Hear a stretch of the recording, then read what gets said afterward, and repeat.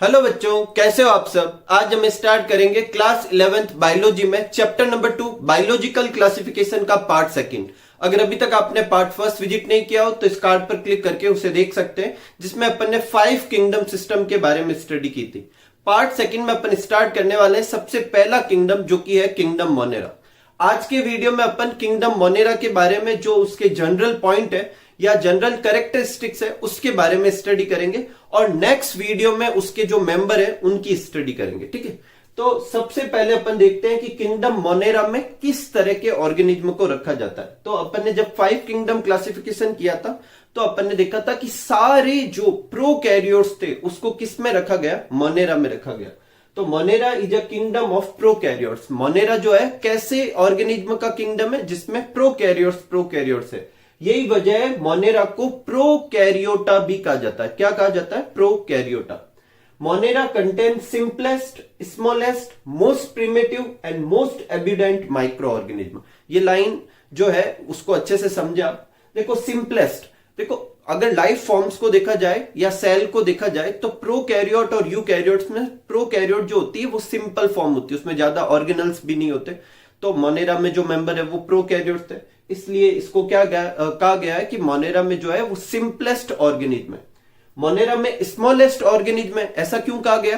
Prokaryote और eukaryote की cell की साइज को कंपेयर किया जाए तो प्रोकैरियोट की साइज जो होती है वो छोटी होती है। ठीक है, तो इसका मतलब स्मॉलेस्ट ऑर्गेनिज्म किसके होंगे? मोनेरा के होंगे, क्योंकि उसमें सिर्फ प्रोकैरियोट्स होते हैं। मोस्ट प्रिमिटिव, सबसे प्रिमिटिव। इवोल्यूशनरी देखा जाए, जब अपन ने 5 किंगडम की फाइलोजेनी वाला चार्ट बनाया था तो सबसे नीचे अपन ने किसको बनाया था? मोनेरा को। इसका मतलब इवोल्यूशनरी सबसे पहले कौन से ऑर्गेनिज्म बने? मोनेरा के बने। तो मोस्ट प्रिमिटिव और मोस्ट एब्यूडेंट, मतलब सबसे ज्यादा नंबर में पाए जाने वाले माइक्रो ऑर्गेनिज्म की बात की जाए तो वो कौन से? मोनेरा। ठीक है, Monera present almost everywhere. Monera के जो मेंबर है वो ऑलमोस्ट हर जगह पर प्रेजेंट है। फ्रॉम सिंपल, जो जनरल जगह होती है जहां पर होने चाहिए ऑर्गेनिज्म, वहां से लेकर एक्सट्रीम कंडीशन में भी मोनेरा के मेंबर होता है। और एक्सट्रीम कंडीशन जैसे हॉट स्प्रिंग, जहां पर मतलब बहुत ज्यादा गर्म पानी का वो जो पानी निकलता है, वहां पर डेजर्ट में, स्नो में, डीप ओशन में, एसिडिक एनवायरमेंट में, ज्यादा टेम्परेचर के एनवायरमेंट में, हर जगह पर मोनेरा के मेंबर होते हैं। दे ऑल्सो लिव इन और अदर लिविंग ऑर्गेनिज्म। वो किसी और लिविंग ऑर्गेनिज्म के अंदर या किसी और लिविंग ऑर्गेनिज्म के ऊपर भी क्या कर सकते हैं? सर्वाइव कर सकते हैं। और ऐसा करना क्या कहलाएगा? पैरासाइट। मतलब मोनेरा के मेंबर जो होते हैं वो पैरासाइट भी होते हैं। ठीक है, bacteria are the sole member of monera. ये जो लाइन है अपने एनसीईआरटी में दे रखी है कि बैक्टीरिया जो है वो मोनेरा के सोल मेंबर है। सोल का मतलब अकेले, मतलब इसके अलावा मोनेरा में और कोई मेंबर नहीं है। तो अगर मैं बोलूं मोनेरा, या अगर मैं बोलूं बैक्टीरिया, या अगर मैं बोलूं प्रोकैरियोट्स, तो एक ही बात है, क्योंकि सारे प्रोकैरियोट्स जो होते हैं वो बैक्टीरिया होते हैं। और बैक्टीरिया जो है वो किस में रखे गए? मोनेरा में रखे गए। अपन ने ये भी बोला है कि जो प्रोकैरियोट्स को अपन ने किस किंगडम में रखा? मोनेरा में रखा। अपन ने ये भी बोला कि मोनेरा में सिर्फ बैक्टीरिया रखे जाते हैं। इसका मतलब बैक्टीरिया और प्रोकैरियोट भी सिनोनिम्स है, और ये तीनों आपस में एक दूसरे की जगह इंटरचेंज फॉर्म में यूज किए जा सकते हैं। ठीक है, अब चलते हैं अपन जनरल कैरेक्टरिस्टिक्स की बात पे। तो जो सबसे पहला है वो देखते हैं, मोनेरा इज प्रोकैरियोट। मोनेरा जो है वो प्रोकैरियोट है। तो प्रोकैरियोट के बारे में देखते। देखो एक प्रोकैरियोटिक सेल जो होती है वो कैसी दिखती है। तो अगर एक जनरल बैक्टीरिया की बात करें तो एक जनरल बैक्टीरिया में जो ब्लू कलर की लाइन बना रखी है ये उसकी सेल मेम्ब्रेन को डिनोट करती है। और सेल मेम्ब्रेन किसकी बनी होती है? लिपोप्रोटीन की बनी होती है, मतलब लिपिड और प्रोटीन की। देखो ये मैं जनरल बता रहा हूं, कुछ कुछ एक्सेप्शन मिलेंगे स्पेशली आज की बैक्टीरिया के केस में, लेकिन अभी अपन जनरली देख रहे हैं। तो एक जो बैक्टीरिया होता है उसकी जो मेम्ब्रेन बनी होती है वो किसकी बनी होती है? सेल मेम्ब्रेन जो होती है वो लिपोप्रोटीन, बोले तो लिपिड और प्रोटीन की बनी होती है। उसके बाद सेल वॉल होती है, और ये सेल वॉल जो होती है नॉन सेल्यूलोसिक होती है। ये अपन पहले भी डिस्कस कर चुके हैं कि अगर मोनेरा में सेल वॉल होगी तो वो जो सेल वॉल जो होती है वो किसकी बनी होती है? सेलुलोज की नहीं होती। किसकी होती है? पेप्टिडोग्लाइकन की बनी होती है। किसकी बनी होती है? पेप्टिडोग्लाइकन की। अब ये पेप्टिडोग्लाइकन किससे बनता है? पॉलीसैकेराइड और एमिनो एसिड से। तो फिर इसे पेप्टिडोग्लाइकन क्यों कहा? देखो जब आप आगे पढ़ोगे तो आपको पता चलेगा कि एमिनो एसिड और एमिनो एसिड आपस में पेप्टाइड बॉन्ड से जुड़ते हैं। किस बॉन्ड से जुड़ते हैं? पेप्टाइड बॉन्ड से। और पॉलीसेकेराइड में जो यूनिट होती है वो आपस में ग्लाइकोसिडिक बॉन्ड से जुड़ती है, मतलब इस वाले में पेप्टाइड और ग्लाइकोसिडिक बॉन्ड वाले हैं, इसलिए इसको क्या कहते हैं, पेप्टिडोग्लाइकन कहते हैं। तो सेल वॉल इसकी बनी होती है, ठीक है। इन दोनों के बीच में, सेल मेम्ब्रेन और सेल वॉल के बीच में स्पेस होता है और इस स्पेस को कहते हैं पेरीप्लाज्मिक स्पेस, और इस स्पेस में डाइजेस्टिव एंजाइम होते हैं। क्या होते हैं, डाइजेस्टिव एंजाइम होते हैं। देखो जो ये अपने प्रोकैरियोटिक सेल में डाइजेशन के लिए कुछ स्पेशल ऑर्गेनल्स तो होते नहीं। अगर आपको थोड़ा बहुत सेल का नॉलेज हो तो आपको पता है कि एक सेल में लाइसोसोम होता है और लाइसोसोम में डाइजेस्टिव हाइड्रोलाइटिक एंजाइम होते हैं। तो यहां पर तो वो होंगे नहीं, क्योंकि प्रोकैरियोट्स में मेम्ब्रेन बाउंड जितने भी स्ट्रक्चर है वो सारे क्या होते हैं, एब्सेंट होते हैं। तो लाइसोसोम होगा नहीं, तो फिर डाइजेशन कौन करेगा, तो डाइजेशन के जो एंजाइम है यहां पर क्या होते हैं, प्रेजेंट होते हैं। इसके अंदर क्या होता है, साइटोप्लाज्म, और यहां पर मेम्ब्रेन बाउंड कोई भी स्ट्रक्चर नहीं होता, ये भी प्रोकैरियोट का फीचर है। लेकिन जो है राइबोसोम होता है, क्या होता है, राइबोसोम, आरएनए नहीं, राइबोसोम जो है वो होते हैं। अब राइबोसोम कैसे हो गया भाई, अभी तो बोला था कि ऑर्गेनल्स नहीं होते, तो मेम्ब्रेन बाउंड ऑर्गेनल्स नहीं होते, राइबोसोम के चारों तरफ कोई मेम्ब्रेन नहीं होती, तो राइबोसोम हो सकते हैं। जब अपन हायर चैप्टर में पढ़ेंगे तब अपन को पता चलेगा कि राइबोसोम जो होते हैं वो दो तरह के होते हैं। आपने पहले भी सुना होगा 80S टाइप का और 70S टाइप का। तो यहां पर कौन से राइबोसोम होते हैं, 70S टाइप के राइबोसोम होते हैं।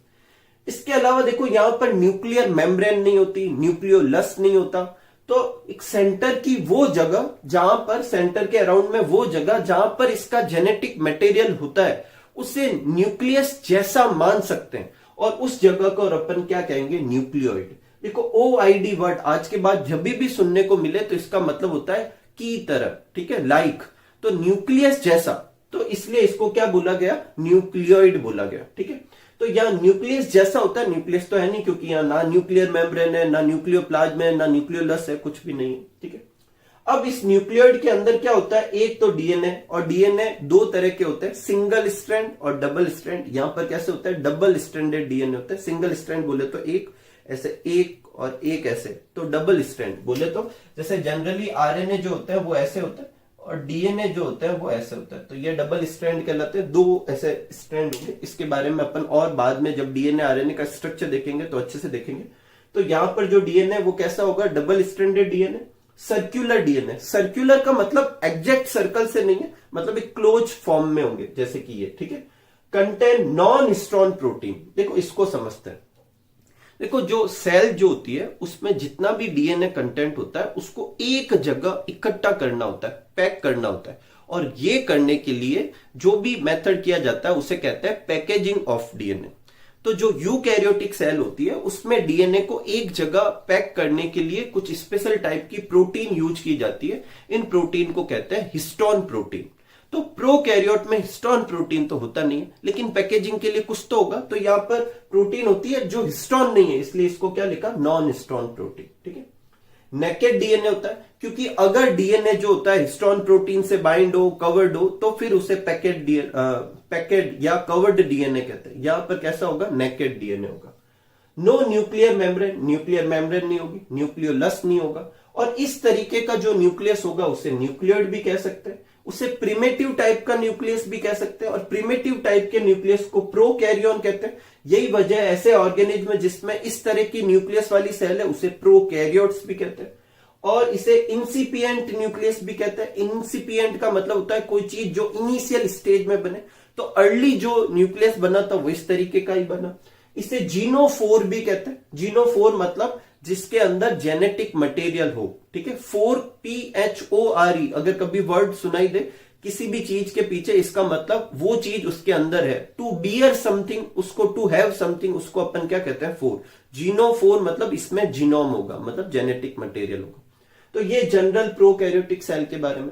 तो मोनेरा की जो मेंबर है वो कैसे है, प्रोकैरियोट है। इसका मतलब प्रिमिटिव न्यूक्लियस होगा, या उसे न्यूक्लियोइड भी कह सकते हैं। न्यूक्लियोलस नहीं होगी, न्यूक्लियर मेम्ब्रेन नहीं होगी। 70S तरह का क्या होगा, राइबोसोम। मैंने दोबारा लिख दिया इसको आरएनए, यहां पे भी आपको क्या लिखना है, राइबोसोम नोट कर लेना। 70S टाइप का क्या होगा, राइबोसोम होगा। Double stranded circular non histrionic DNA होगा। मेम्ब्रेन बाउंड सेल ऑर्गेनल्स जितने भी होते हैं वो सारे नहीं होंगे, और जो ये जेनेटिक मटेरियल इसे अपन पूरा एक क्रोमोसोम मानेंगे, ठीक है। आज के बाद याद रखना, प्रोकैरियोट्स वो होते हैं जिसमें एक क्रोमोसोम होता है, यूकैरियोटिक सेल में एटलीस्ट एक से ज्यादा क्रोमोसोम होंगे, मिनिमम कितने होंगे, 2 तो होंगे, ठीक है। आगे चलते हैं, नेक्स्ट है रेस्पिरेशन। रेस्पिरेशन आप सब जानते हैं, जो फूड जो होता है उसके ऑक्सीडेशन से एनर्जी प्रोड्यूस करना क्या कहलाता है, रेस्पिरेशन कहलाता है। अब ये जो ऑक्सीडेशन है ये अपन ऑक्सीजन जोड़ के भी कर सकते हैं और विदाउट ऑक्सीजन भी कर सकते हैं, जैसे हाइड्रोजन रिमूव करके, और भी तरीके होते हैं। तो अगर ऑक्सीजन से ऑक्सीडेशन कर रहे हैं तो ऐसा रेस्पिरेशन कहलाता है एरोबिक रेस्पिरेशन, क्योंकि ऐसा रेस्पिरेशन करने के लिए ऑक्सीजन चाहिएगी और ऑक्सीजन के लिए अपन क्या लेंगे, एयर अंदर लेंगे। तो ऐसा रेस्पिरेशन जो एयर रिक्वायर्ड करता हो, ऑक्सीजन रिक्वायर्ड करता हो, उसे कहते हैं एरोबिक रेस्पिरेशन। जिसमें एयर रिक्वायर्ड नहीं होती, ऑक्सीजन रिक्वायर्ड नहीं होती और फिर रेस्पिरेशन हो, उसे कहते हैं anaerobic respiration. Generally aerobic respiration में ज्यादा जो होती है वो क्या होती है, एनर्जी जनरेट होती है, एनएरोबिक में कम एनर्जी जनरेट होती है, ठीक है। तो 2 तरीके के रेस्पिरेशन होते हैं, आप याद रखें, एरोबिक और एनएरोबिक। एरोबिक में ऑक्सीजन रिक्वायर्ड होती है, एनएरोबिक में ऑक्सीजन रिक्वायर्ड नहीं होती। दोनों ही रेस्पिरेशन में ऑक्सीडेशन ही हो रहा है, एरोबिक में ऑक्सीजन से हो रहा है, एनएरोबिक में दूसरे मोड से हो रहा है।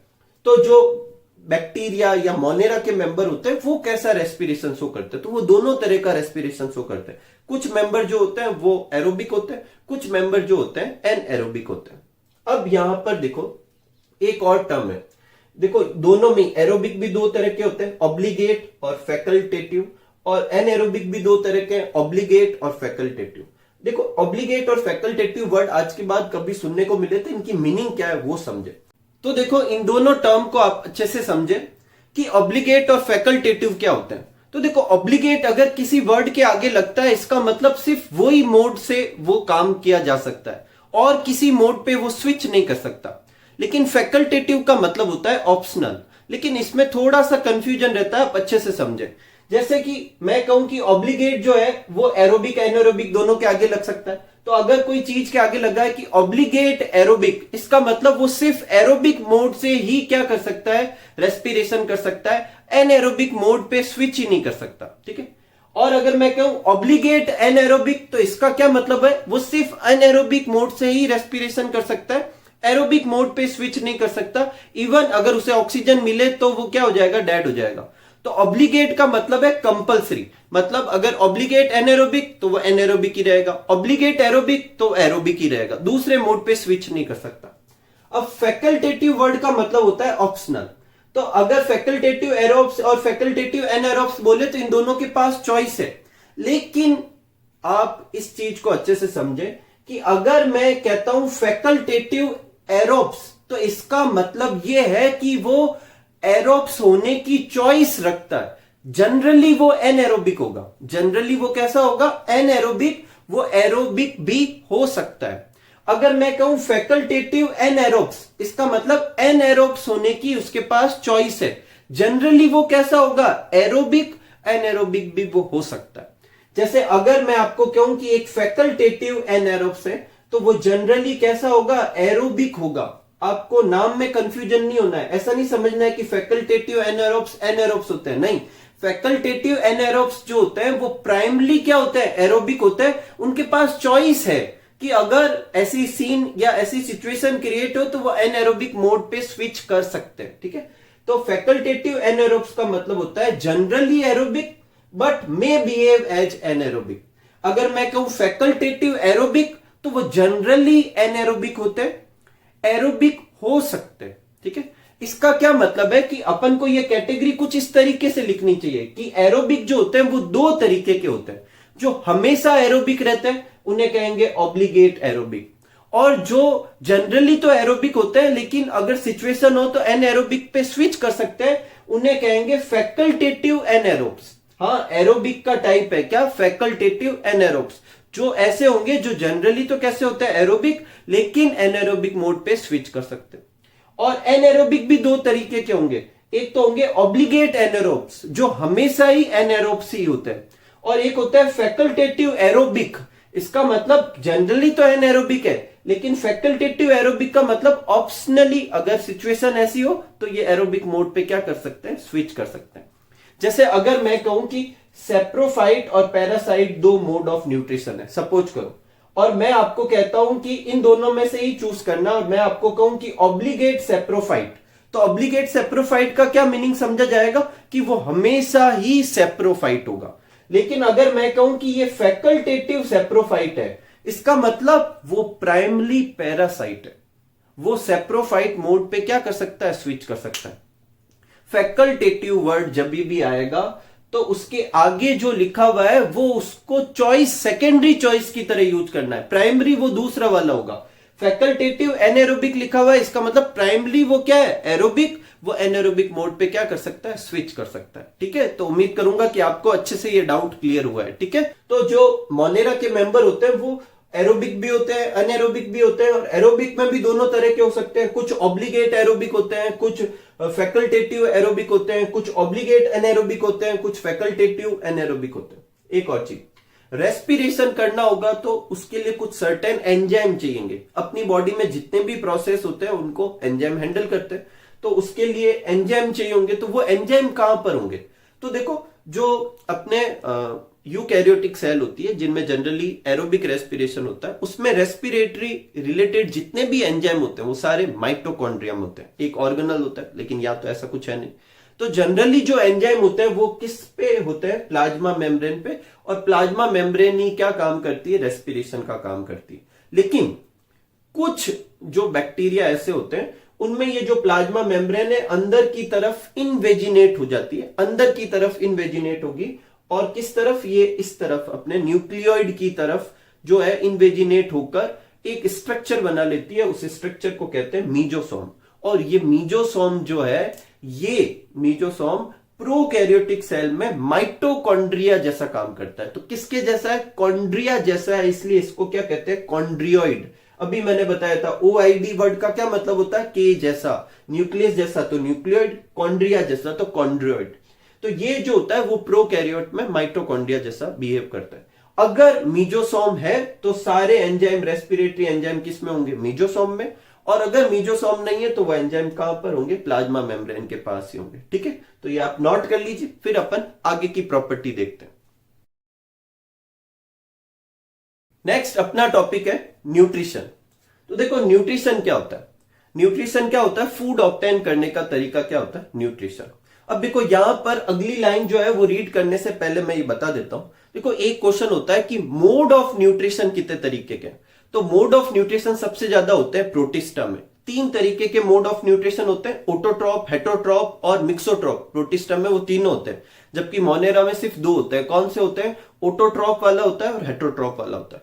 लेकिन ये जितने भी न्यूट्रिशन, रेस्पिरेशन, इन सब में जो भी मेटाबॉलिक एक्टिविटी होती है उनके बेसिस पे देखा जाए तो सबसे ज्यादा मेटाबॉलिक डाइवर्सिटी जो होती है वो किसमें होती है, अपने मोनेरा में होती है। एनसीईआरटी में एक लाइन दे रखी है कि compare to many other organism, किसी भी एक ऑर्गेनिज्म को आप देखें और उसके कंपेयर में बैक्टीरिया को देखें तो उसमें जो है मेटाबॉलिक डाइवर्सिटी सबसे ज्यादा है।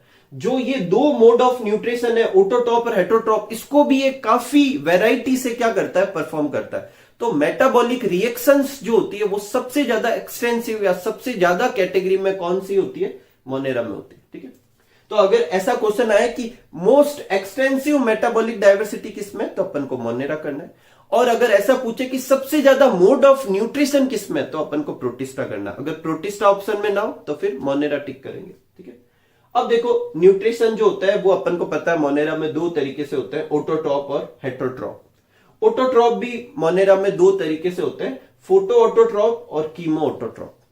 फोटो ऑटोट्रॉप में क्या होता है कि फूड बनाने के लिए जो एनर्जी चाहिए होती है वो कहां से ऑब्टेन की जाती है, सनलाइट से। और कीमो ऑटोट्रॉप में वो एनर्जी इनऑर्गेनिक सब्सटेंस के ऑक्सीडेशन से की जाती है। देखो ऑर्गेनिक सब्सटेंस का ऑक्सीडेशन बोले तो ग्लूकोज का ऑक्सीडेशन अपन सब करते हैं और उससे एनर्जी जनरेट करते हैं, वो रेस्पिरेशन कहलाता है। यहां पर ये क्या करेंगे, इनऑर्गेनिक सब्सटेंस का ऑक्सीडेशन करेंगे, उससे एनर्जी जनरेट करेंगे और फिर उस एनर्जी को यूटिलाइज करके क्या करेंगे, फूड बनाएंगे। तो ऐसे ऑर्गेनिज्म क्या कहलाते हैं, कीमो ऑटोट्रॉप्स कहलाते हैं। ये दोनों अपना फूड खुद बना रहे इसलिए ऑटोट्रॉप, लेकिन फूड बनाने के लिए जो एनर्जी चाहिए वो एनर्जी ये कहां से ऑब्टेन कर रहे हैं, सनलाइट से, और ये कहां से ऑब्टेन कर रहे हैं, इनऑर्गेनिक सब्सटेंस के ऑक्सीडेशन से ऑब्टेन कर रहे हैं। अब जो फोटो ऑटोट्रॉप जो होते हैं, जो सनलाइट से एनर्जी को क्या करते हैं, एब्जॉर्ब करते हैं, इसके बाद वो क्या करते हैं, कार्बन डाइऑक्साइड का रिडक्शन करते हैं, CO2 पे हाइड्रोजन जोड़ते हैं। अब हाइड्रोजन जोड़ने के लिए वो हाइड्रोजन कहां से ला रहे हैं, तो जनरली फोटोसिंथेसिस आप सबको पता हो, तो जनरली फोटोसिंथेसिस में क्या होता है, CO2 एब्जॉर्ब की जाती है और क्या यूज किया जाता है, वाटर। इसमें वाटर में से हाइड्रोजन जो है वो निकाल ली जाती है और इस CO2 के ऊपर जोड़ के CO2 का रिडक्शन करके क्या बनाया जाता है, ग्लूकोज बनाया जाता है। CO और H तीनों मिलकर क्या बनाएंगे, ग्लूकोज बनाएंगे।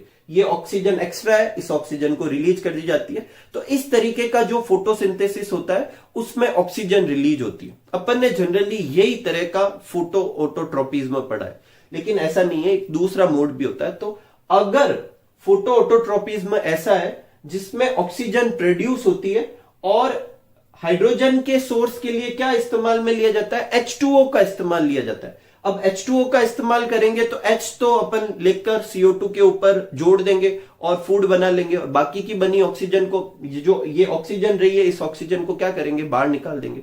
तो इस तरीके का जो फोटोसिंथेसिस होगा वो ऑक्सीजेनिक हुआ, और इस तरीके का जो फोटो ऑटोट्रॉप्स होंगे उन्हें क्या कहेंगे, ऑक्सीजेनिक कहेंगे। हायर प्लांट जो होते हैं वो फोटो ऑटोट्रॉप होते हैं और उसमें भी कैसे होते हैं, ऑक्सीजेनिक होते हैं।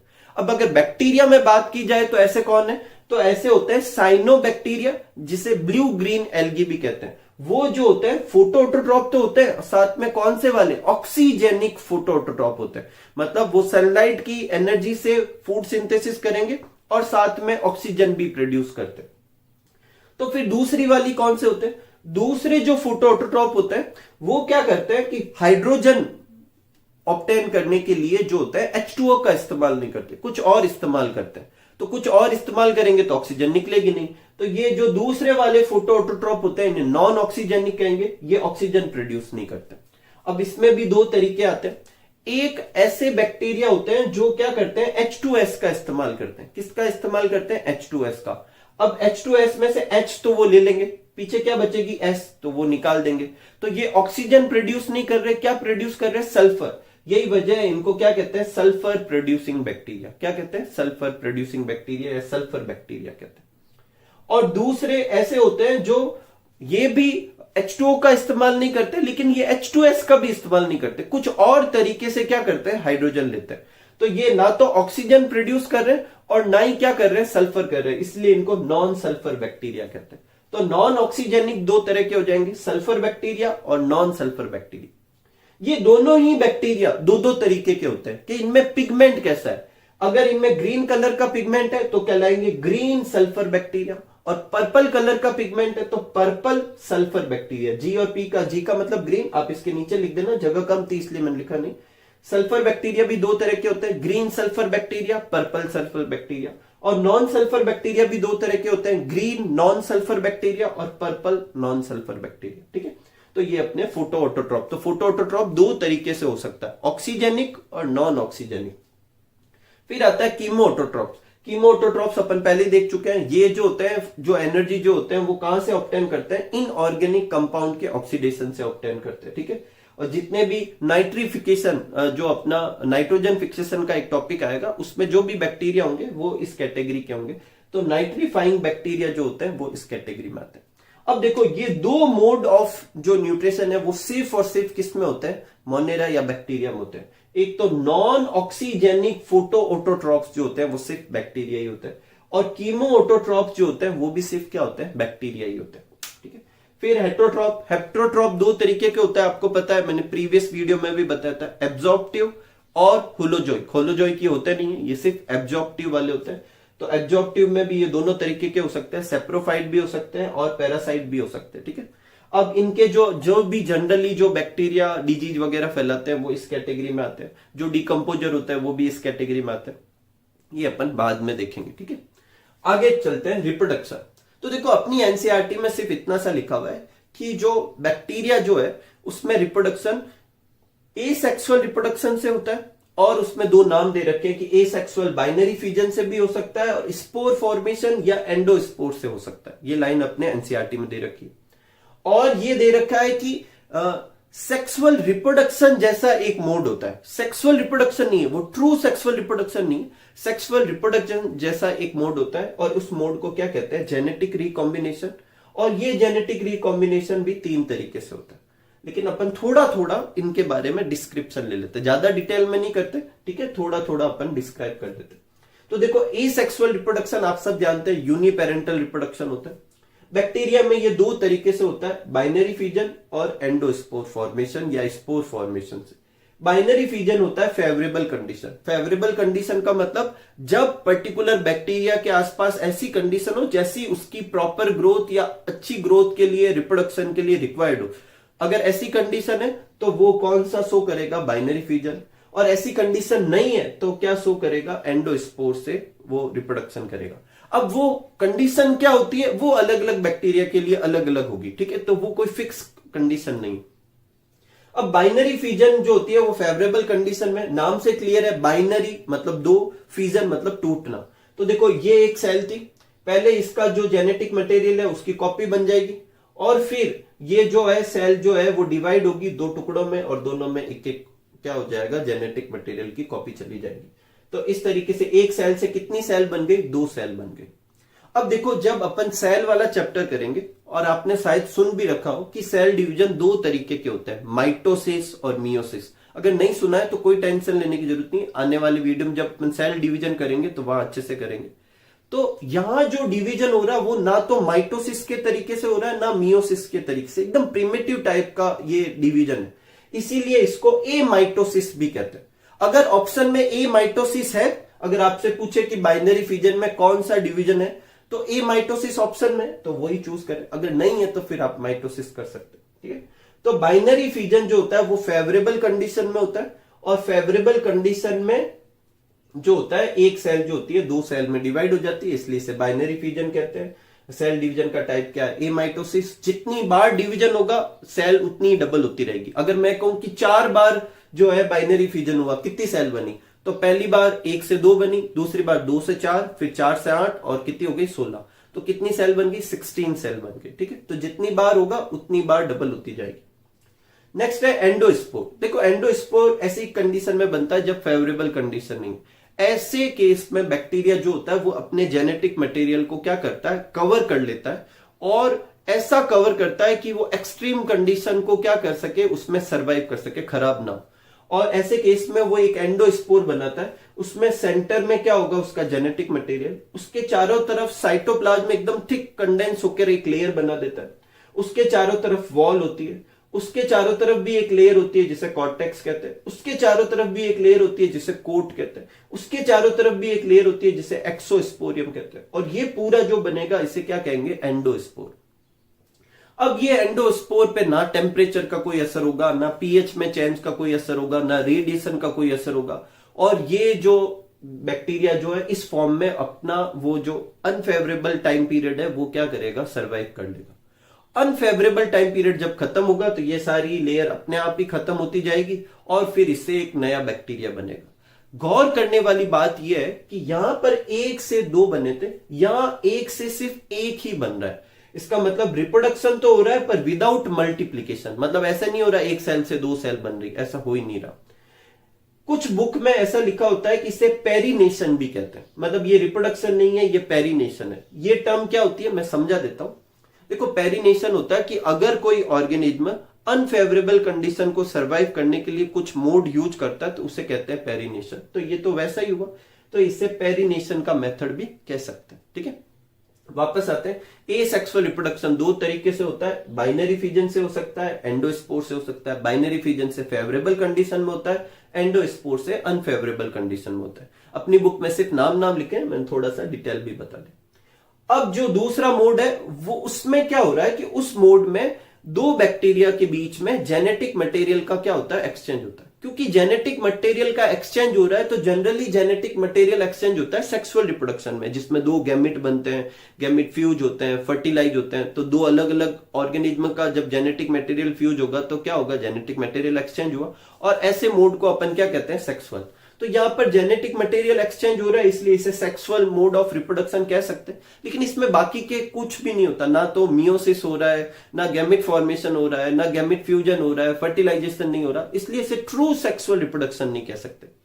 तो ये जो है primitive mode of gene transfer है, सिर्फ इसमें जीन ट्रांसफर हो रहा है, इसीलिए ये ट्रू सेक्सुअल रिप्रोडक्शन नहीं है, पर सेक्सुअल रिप्रोडक्शन जैसा मान सकते हैं। इसे जेनेटिक रिकॉम्बिनेशन कहना ज्यादा अच्छा वर्ड है।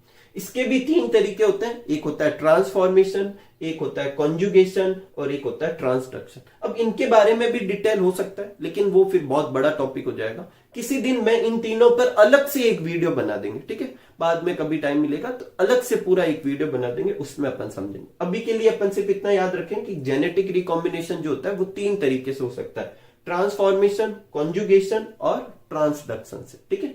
तो ये आप नोट कर लीजिए, फिर अपन आगे बढ़ते हैं। तो अपना रेस्पिरेशन हो गया, न्यूट्रिशन हो गया, रिप्रोडक्शन हो गया। नेक्स्ट है मोटिलिटी। तो अगर बैक्टीरिया के ऊपर फ्लैजिला होता है, फ्लैजिला क्या होता है, लॉन्ग हेयर लाइक स्ट्रक्चर होता है सेल के ऊपर, इसे भी अपन सेल वाले चैप्टर में डिटेल में देखेंगे। अभी के लिए ऐसा समझ लो कि जैसे ये एक सेल है, तो इस सेल के ऊपर लॉन्ग ऐसे हेयर लाइक स्ट्रक्चर होते हैं जो सेल को मूव करने में हेल्प करते हैं। ऐसे स्ट्रक्चर को क्या कहते हैं, फ्लैजिला कहते हैं। तो अगर बैक्टीरिया के ऊपर फ्लैजिला है तो वो मोटिलिटी क्या करेंगे, शो करेंगे। अब देखो ये जो पॉइंट है ये एक्स्ट्रा पॉइंट है, अब चाहो तो नोट करो, चाहो तो मत करना। अगर ऐसा भी हो सकता है कि बैक्टीरिया के ऊपर कोई फ्लैजिला है ही नहीं। देखो एक फ्लैजिला को कहते हैं फ्लैजिलम, और प्लूरल वर्ड है फ्लैजिला, ठीक है। तो अगर कोई फ्लैजिलम या फ्लैजिला नहीं है तो उसे कहेंगे ए ट्राइकस। ट्राइकस यहां पर वर्ड यूज कर रहे हैं अपन किसके लिए, फ्लैजिला के लिए। अगर एक फ्लैजिला है तो मोनोट्राइकस। 2 फ्लैजिला है लेकिन एक इस तरफ है और एक इस तरफ, देखो डायग्राम में एक इस तरफ एक इस तरफ, तो उसे कहेंगे एम्फीट्राइकस। एक तरफ एक से ज्यादा फ्लैजिला का बंच है, एक मतलब पूरा ग्रुप है, बंडल है, तो उसे कहेंगे सिफेलोट्राइकस। क्या कहेंगे, सिफेलोट्राइकस। अगर दोनों तरफ, दोनों एंड की तरफ ऐसा बंच है तो उसे कहेंगे लोपोट्राइकस, ठीक है। और अगर मान लो बहुत सारे फ्लैजिला है लेकिन चारों तरफ है, ठीक है, तो उसे कहेंगे पेरीट्राइकस, ठीक है। ये चाहो तो आप नोट करें, चाहे तो ना, ठीक है। नेक्स्ट है शेप। ये अपनी एनसीईआरटी बुक में दे रखा है ये शेप, और ये बहुत ही इंपॉर्टेंट टॉपिक है, ठीक है। तो देखो बैक्टीरिया का जैसा शेप होगा उसके नाम में वैसा वर्ड इस्तेमाल में कर सकते हैं। तो अगर मान लो किसी बैक्टीरिया के नाम में कोकस वर्ड आता है, या किसी के डिस्क्रिप्शन में अपन कोकस वर्ड यूज कर रहे हैं, तो उस बैक्टीरिया का शेप कैसा होगा, स्फेरिकल शेप होगा। कैसा शेप होगा, स्फेरिकल शेप। अगर एक सेल है ऐसी तो उसे कोकस कहेंगे, ग्रुप ऑफ स्फेरिकल सेल है तो उसे कोकाई कहेंगे, मतलब ये सिंगुलर ये प्लूरल हो गया। अगर रॉड शेप का है तो उसे बेसिलस, और प्लूरल है तो बेसिलाई। स्पाइरल शेप का है, मतलब स्पाइरल शेप का मतलब ऐसा लंबा सा ऐसा है, तो उसे स्पाइरिलम और स्पाइरिला, ठीक है, सिंगुलर प्लूरल। और अगर कॉमा शेप का है, मतलब कुछ ऐसे शेप का है, तो ऐसे को सिंगल को कहेंगे वाइब्रियम और प्लूरल को कहेंगे वाइब्रियो, ठीक है, विब्रियो भी कह सकते हैं, ठीक है। तो ये शेप के बेसिस पे नाम है, आपको अच्छे से लर्न करना है, अपनी बुक में भी दे रखे। अब देखो इन शेप के आगे अगर कुछ और वर्ड लगा दे, कुछ और प्रीफिक्स अगर अपन याद कर ले तो नाम को और अच्छे से समझ पाएंगे। अगर किसी के आगे डिप्लो लगा हुआ है, इन नाम के आगे ही डिप्लो लगा हुआ है, इसका मतलब जो भी शेप है वो कितनी बार है, 2 बार है। अगर स्ट्रेप्टो लगा हुआ है तो जो भी शेप है उसकी शेप से पूरी एक चेन बन गई। और स्टेफाइलो लगा हुआ है तो जो भी शेप है उसका पूरा एक क्लस्टर बन गया। चेन और क्लस्टर में क्या, चेन तो ऐसे मतलब एक के आगे दूसरा, दूसरे के आगे तीसरा, ऐसे।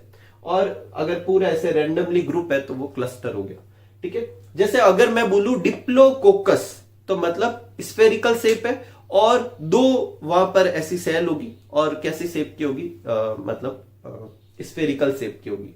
अगर मैं बोलता हूं स्ट्रेप्टोकोकस तो जो बैक्टीरिया जो है वो कॉलोनी फॉर्म में होगा, बहुत सारे बैक्टीरिया एक साथ में रह रहे, और सारे के सारे बैक्टीरिया कैसे हैं, कोकस का क्या मतलब होता है, स्फेरिकल, और पूरी उनकी एक चेन बन गई, ठीक है। विब्रियो कोलेराई ये एक मतलब डिजीज का, पैथोजन का नाम है।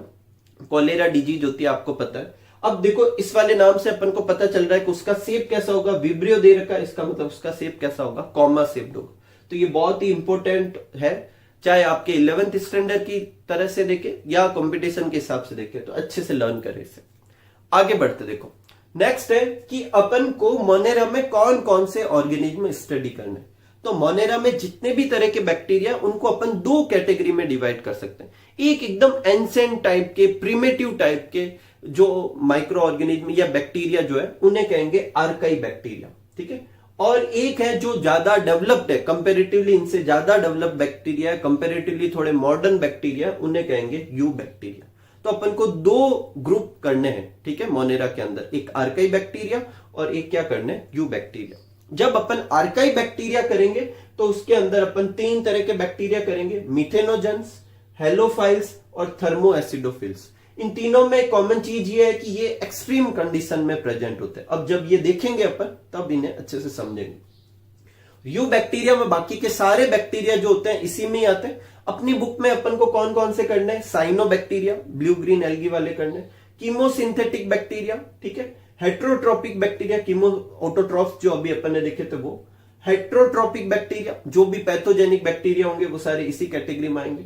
फोटोसिंथेटिक कौन से वाले, नॉन ऑक्सीजेनिक बैक्टीरिया वाले। और एक स्पेशल कैटेगरी करनी होगी माइकोप्लाज्मा, और इस माइकोप्लाज्मा को जोकर ऑफ प्लांट किंगडम भी कहते हैं, ठीक है। अपन इसको भी बाद में डिस्कस करेंगे, ठीक है। एक एडिशनल पॉइंट है, आप चाहो तो नोट कर सकते हो, ठीक है। देखो जो बैक्टीरिया जो होते हैं, कुछ बैक्टीरिया में मेन जो उनका क्रोमोसोम होता है उनके अलावा एक्स्ट्रा क्रोमोसोमल डीएनए प्रेजेंट होता है। उस एक्स्ट्रा क्रोमोसोमल डीएनए को क्या कहते हैं, प्लाज्मिड कहते हैं। जब आप जेनेटिक इंजीनियरिंग करेंगे, 12th में आएगी आपके टॉपिक, तो उसमें प्लाज्मिड बहुत ही इंपॉर्टेंट पॉइंट बनता है, उसमें बहुत ही इस्तेमाल में लिया जाता है प्लाज्मिड को।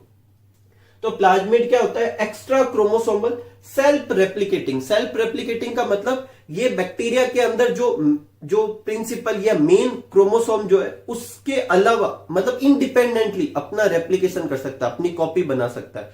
इस प्लाज्मिड को किसी और सेल में भी डाल देंगे तो वहां पर भी अपनी कॉपी बना सकता है। मतलब सेल्फ रेप्लिकेशन मतलब खुद की कॉपी बनाने की एबिलिटी होती है इसके पास।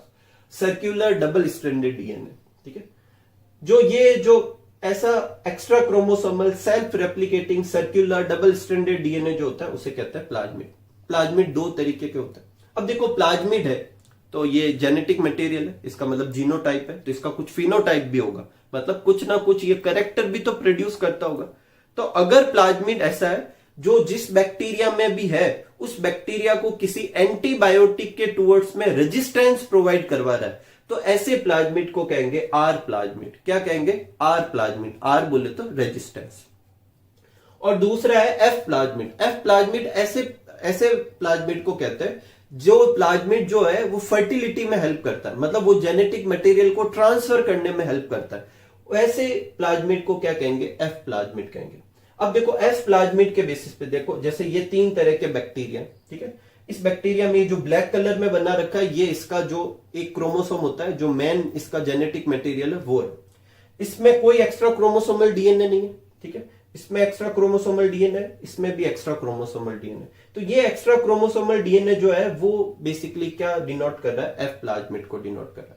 अब अगर एक्स्ट्रा क्रोमोसोमल डीएनए है लेकिन वो जो मेन जो क्रोमोसोम या न्यूक्लियोइड जो है उसके साथ जुड़ा हुआ नहीं है, तब तो उसे एफ फैक्टर ही कहेंगे, जो कि यहां पर है।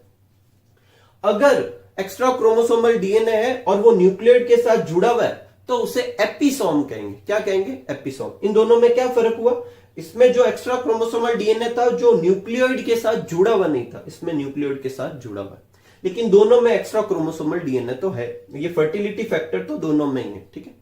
अब इसके अंदर नहीं है, तो अगर इन सेल के बीच में जेनेटिक मटेरियल का एक्सचेंज हो, अपन ने देखा था कि बैक्टीरिया जो होते हैं वो क्या कर सकते हैं, genetic recombination, sexual mode of reproduction show करते हैं, जो ट्रू तो नहीं है लेकिन उसमें जेनेटिक मटेरियल ट्रांसफर करते हैं। तो ट्रांसफर करेंगे तो एक सेल से जेनेटिक मटेरियल दूसरे में जाएगा, तो जिस सेल से दूसरे में जाएगा एक सेल डोनर की तरह बिहेव करेगी, मतलब जेनेटिक मटेरियल देगी, एक सेल जेनेटिक मटेरियल देगी। तो देखो ये हमेशा ही जेनेटिक मटेरियल लेने वाली सेल होगी। क्यों होगी, क्योंकि इसमें तो है ही नहीं वो फर्टिलिटी फैक्टर, और ये दोनों जेनेटिक मटेरियल देने वाले होंगे। तो ये दोनों हमेशा डोनर की तरह बिहेव करेंगे, ये हमेशा रिसिपिएंट की तरह बिहेव करेगी। इसमें फर्टिलिटी फैक्टर नहीं है इसलिए इसे एफ माइनस कहते हैं, इसमें फर्टिलिटी फैक्टर है इसे एफ प्लस कहते हैं, और जिसमें एपिसोम होता है उसे एचएफआर कहते हैं। क्यों कहते हैं अभी समझते पर। ये फीमेल की तरह बिहेव करेगी क्योंकि ये रिसीव कर रही है, ये दोनों मेल की तरह बिहेव करेंगे क्योंकि ये डोनर है। इसे नॉर्मल मेल कहते हैं या F प्लस कहते हैं, इसे सुपर मेल कहते हैं। अब ऐसा क्यों? देखो, जब ये जेनेटिक मटेरियल ट्रांसफर करेंगे तो क्या होगा? रिकॉम्बिनेशन होगा, मतलब जेनेटिक मटेरियल का रिकॉम्बिनेशन हुआ, दो जेनेटिक मटेरियल जुड़ेंगे। इसमें ये करने की फ्रीक्वेंसी ज्यादा होती है, तो इसका HFR की फुल फॉर्म क्या है? High frequency recombination.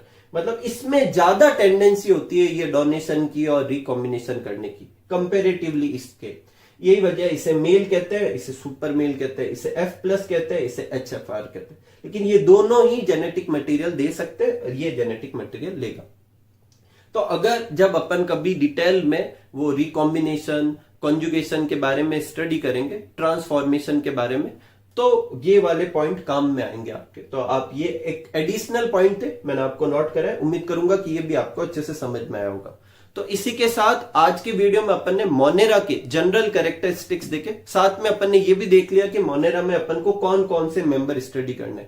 Next video में अपन आर्काई बैक्टीरिया और यू बैक्टीरिया के ये सारे मेंबर के बारे में क्या करेंगे? स्टडी करेंगे, 1 बाय 1 करेंगे। एक वीडियो में अपन आर्काई बैक्टीरिया के बारे में, एक वीडियो में अपन यू बैक्टीरिया के बारे में स्टडी करेंगे। तो मिलते हैं अगले वीडियो में, तब तक आप सब लोग खूब सारा हार्डवर्क कीजिए, खूब खुश रहिए, खूब मस्त रहिए। Thank you for watching.